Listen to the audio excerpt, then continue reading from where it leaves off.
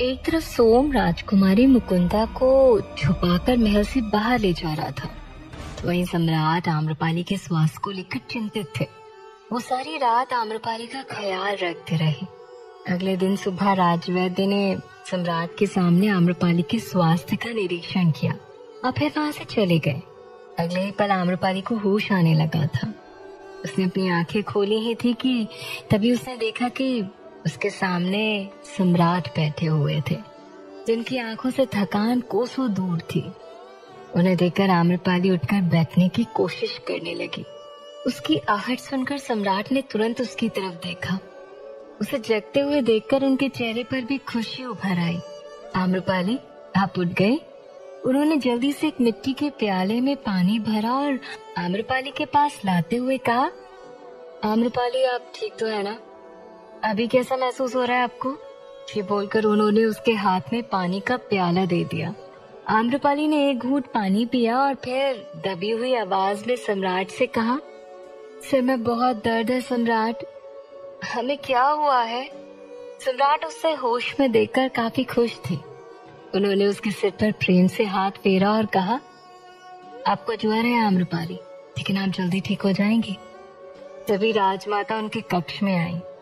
राजमाता को देखकर आम्रपाली शांत हो गई।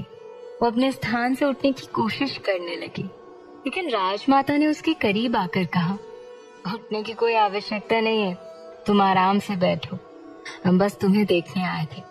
उम्मीद करते हैं कि तुम जल्दी से जल्दी ठीक हो जाओ। आम्रपाली ने भी हल्की सी मुस्कान दी और हाँ में सिर हिला दिया।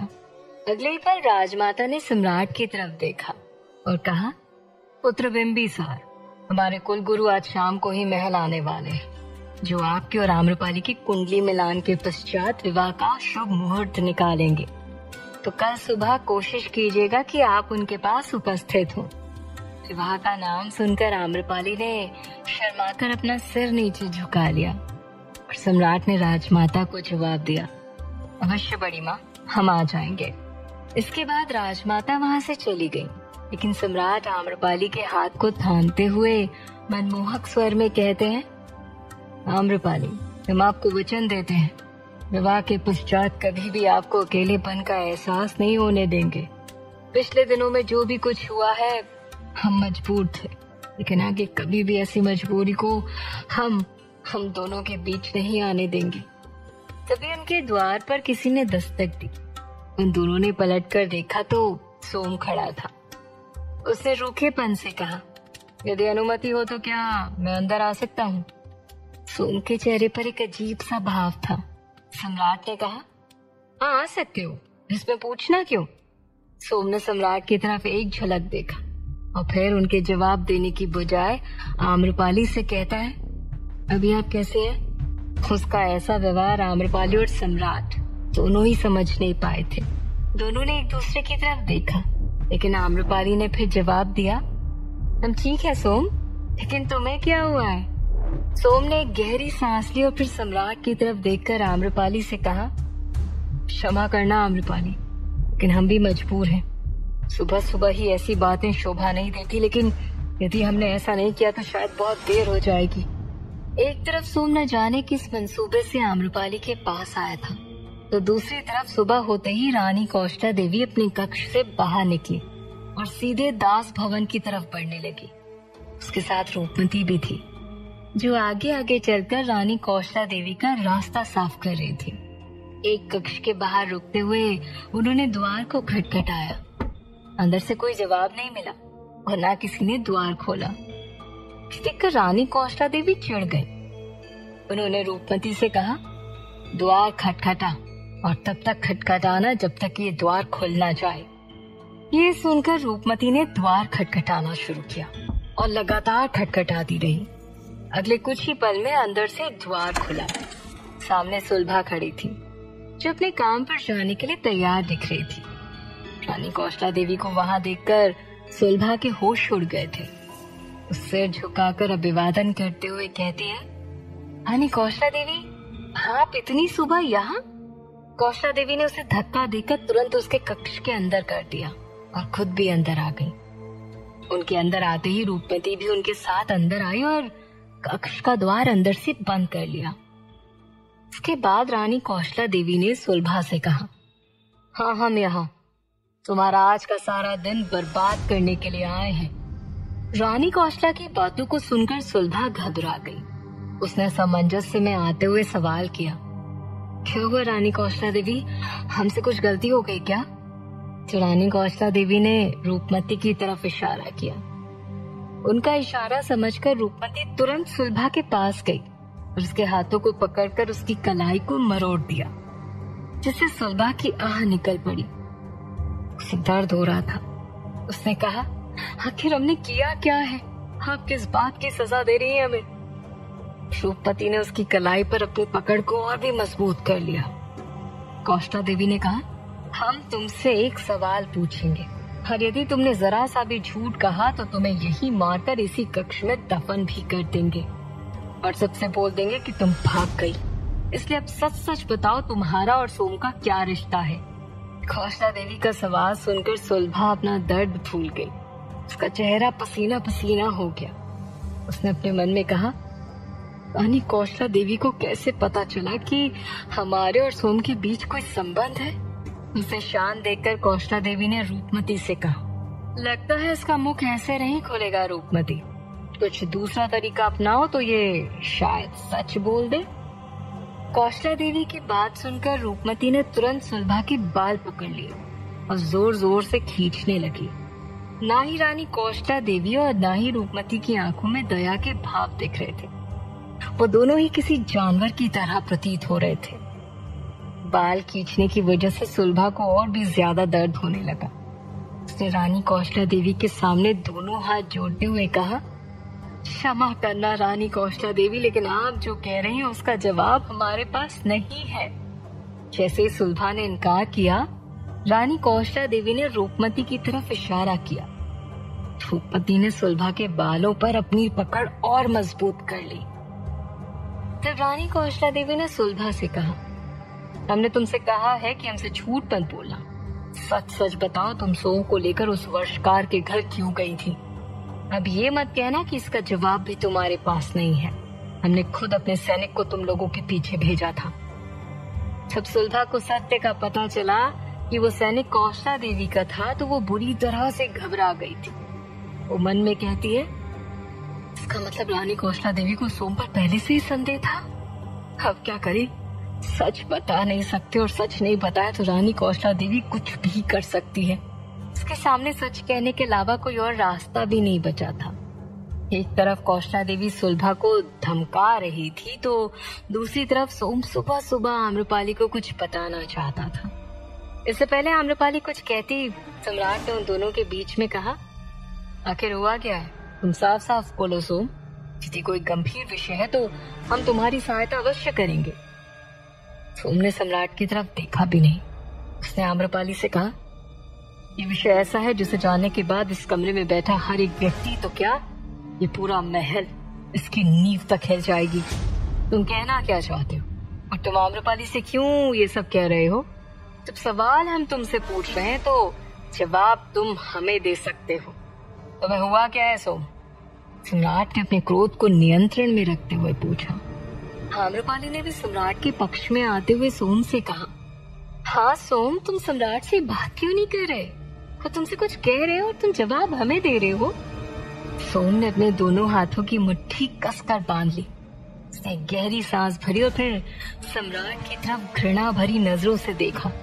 उसे इस तरह से देखकर सम्राट का क्रोध फूट पड़ा और वो अपनी जगह पर खड़े हुए और कहते हैं, आम्रपाली का स्वास्थ्य ठीक नहीं है, इसलिए हम यहाँ कोई तमाशा नहीं खड़ा करना चाहते, वरना तुम्हारे इस दुस्साहस का परिणाम तुम्हें अभी पता चल जाता। पता तो आपको चलेगा सम्राट, जब आपका सत्य आम्रपाली को ज्ञात होगा।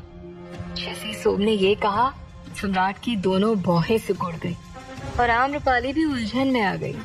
उसने तुरंत सोम से सवाल किया, कैसा सच सोम? तो सोम ने आम्रपाली की तरफ देखा और फिर कहा, एक बार फिर आपसे क्षमा मांगते हैं आम्रपाली, लेकिन इस इंसान से आप विवाह ना ही करें तो उचित होगा, क्योंकि सम्राट भले ही पूरे मगध के लिए अच्छे होंगे लेकिन ये एक अच्छे इंसान नहीं है। अब बस बहुत हो गया सोम, बहुत देर से सुन रहे हैं हम तुम्हारी बकवास। यदि एक शब्द भी तुमने और कहा ना तो हमारी तलवार यहीं चल जाएगी। कहते हुए सम्राट ने अपनी तलवार पर पकड़ मजबूत कर ली। तब सोम ने भी सम्राट की आंखों में आंखें डालकर जवाब दिया, क्या हुआ सम्राट? अभी तो हमने पूरी बात भी नहीं कही और आपको इतना क्रोध आ गया। पूछेंगे नहीं कि आखिर आपकी करतूत क्या है? तो सम्राट ने दांत पीसते हुए सोम से कहा, जब हमें पता है कि हम कैसे हैं तो हमें कभी भी मंजूर नहीं होगा कि कोई हम पर उंगली उठाए। एक तरफ सोम सम्राट को उकसाने की कोशिश कर रहा था, तो दूसरी तरफ रानी कौशला देवी सुलभा के पास सोम का सच जानने के लिए पहुंच चुकी थी। सुलभा को काफी प्रताड़ित करते हुए वो सच जानने की कोशिश कर रही थी। सुलभा की खामोशी कौशला देवी को और भी ज्यादा क्रोध दिला रही थी।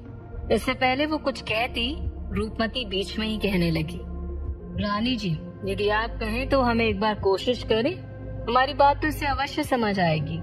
ठीक है, तुम ही कोशिश करो और समझाओ कि सच बोल देगी तो मारी नहीं जाएगी। तब रूपमती ने सुलभा को समझाया और कहा, देखो काकी, तुम रानी कौशला देवी के परम भक्त और वफादार हैं। हम तो तुम पर दया कर भी लेंगे, लेकिन रानी कौशला देवी को तुम पर बिल्कुल भी तरस नहीं आने वाला। हम मजबूरन हमें तुम्हें मारना पड़ेगा, इसलिए समझा रहे हैं, शांति से सच बता दो। हम तुमसे आखिरी बार सवाल पूछेंगे, यदि तुमने जवाब नहीं दिया तो जहाँ तुम खड़ी हो ठीक इसी के नीचे गड्ढा खोदकर तुम्हें गाड़ देंगे। तो चलो अब सच बताओ। रानी कौशला देवी ने सुलभा की आंखों में आंखें डालते हुए ऐसा कहा। सुलभा के पास भी कोई विकल्प नहीं बचा था। उसने कहा, वो सोम वर्षकार और मातंगी का। कहते हुए सुलभा मौन हो गई। वो आगे कहने से डर रही थी। तब कौशला देवी ने चिल्लाते हुए कहा, क्या? मातंगी और वर्षकार का क्या? आगे कुछ बोलोगी? सुलभा ने अपनी आंखें कसकर बंद कर ली और ना चाहते हुए भी उसे कहना पड़ा, सोम मातंगी और वर्षकार का पुत्र है और इसलिए हम उसे उस घर में लेके गए थे। ये सुनते ही रानी कौशला देवी के पैरों तले जमीन खिसक गई थी। उसकी आंखें चौड़ी हो गई थी, मानो एक बहुत बड़ा रहस्य उसे पता चला हो। लेकिन सुलभा ने उसे पूरा सच नहीं बताया। कौशला देवी ने आगे कहा, तो वहां उसे कौन मिला? तो सुलभा ने कहा, वहां पर कोई भी नहीं था, इसलिए हम वापस आ गए। ये बात तुमने किसी से कही क्यों नहीं? कौशला देवी ने पूछा। तो सुलभा ने सोच समझकर जवाब दिया, हमें डर था कि कहीं सोम का सच सम्राट को पता चल गया तो वो आगे उसे सजा न दे दे। ये सुनकर कौशला देवी के चेहरे पर कुटिल मुस्कान आ गई। उसने कहा, लेकिन तुमने हमें सच बताकर उचित किया, लेकिन यदि तुम्हारी बात झूठी निकली तो इसका अंजाम तुम बहुत अच्छी तरह से जानती हो। हम क्या कर सकते हैं? सुलभा जोर जोर से रो रही थी। उसे खुद पर क्रोध आ रहा था कि उसे सच बताना पड़ा। कौशला देवी वहां से जाते हुए कहती हैं, एक बात और, जब तक हम ना कहें, आज जो भी कुछ हुआ है तुम किसी को भी कुछ नहीं बताओगी, समझी? सुलभा ने हाँ में सिर हिला दिया। रानी कौशला देवी वहां से चली गई। रूपमती भी उनके पीछे पीछे निकल गई। सुलभा के कक्ष से बाहर आते ही कौशला देवी ने रूपमती से कहा, इस सोम पर नजर रखनी होगी, कहीं मातंगी ने इसे यहाँ ना भेजा हो। वो किस मंशा से आया है जानना अति आवश्यक है। इधर रानी कौशला देवी को सोम का रहस्य पता चल चुका था, तो उधर सोम सम्राट के सामने खड़ा था। आम्रपाली ने सोम और सम्राट की बातों को काटते हुए उनके बीच में कहा, आप दोनों शांत हो जाइए। ये कहकर आम्रपाली ने सम्राट से कहा, सम्राट आखिर सोम कहना क्या चाहता है, पहले आप वो तो सुन लीजिए। इतना कहकर आम्रपाली ने सोम की तरफ देखा और कहा, हर सोम, हमें तुमसे उम्मीद नहीं थी कि तुम सम्राट से इस तरह से बात करोगे। आखिर ऐसा क्या जानते हो तुम जो इतना क्रोधित हो रहे हो? सम्राट सोम की तरफ क्रोध भरी नजरों से देख रहे थे। आम्रपाली का सवाल सुनकर सोम ने कहा, आम्रपाली, सम्राट ने आपसे बहुत बड़ा सच छुपाया है। ये कहकर उसने अपने पास रखा बहुत बड़ा ताबीज निकाला और आम्रपाली को दिखाते हुए सम्राट की तरफ देखने लगा और कहा, ये ताबीज हमारी माँ की थी, जिसे उन्हें हमारे पिता ने दी थी। आम्रपाली उस ताबीज की तरफ ध्यान से देख रही थी, लेकिन उसके मन में सवाल ये था कि सोम उस ताबीज को उसे क्यों दिखा रहा है। लेकिन सम्राट उस ताबीज को देखकर स्तब्ध थे। उन्होंने सोम के हाथ से वो ताबीज ले ली और हैरान होते हुए कहा, ये तुम्हारे पास कैसे आई? तो सोम ने जवाब दिया, ये हमारे पास कैसे आई इस बात से ज्यादा महत्वपूर्ण ये है कि इस ताबीज को देखकर आपके चेहरे के रंग क्यों उड़ गए, सम्राट बिंबिसार। आम्रपाली ने जब सम्राट की तरफ देखा तो सम्राट उस ताबीज को ऐसे देख रहे थे जैसे पुराना अतीत उनके सामने आकर खड़ा हो चुका हो। आखिर क्या संबंध है सम्राट का उस ताबीज से? क्या सोम सच कह रहा था? सोम का सच जानने के बाद क्या करेंगी रानी कौशला देवी? जानने के लिए सुनते रहिए।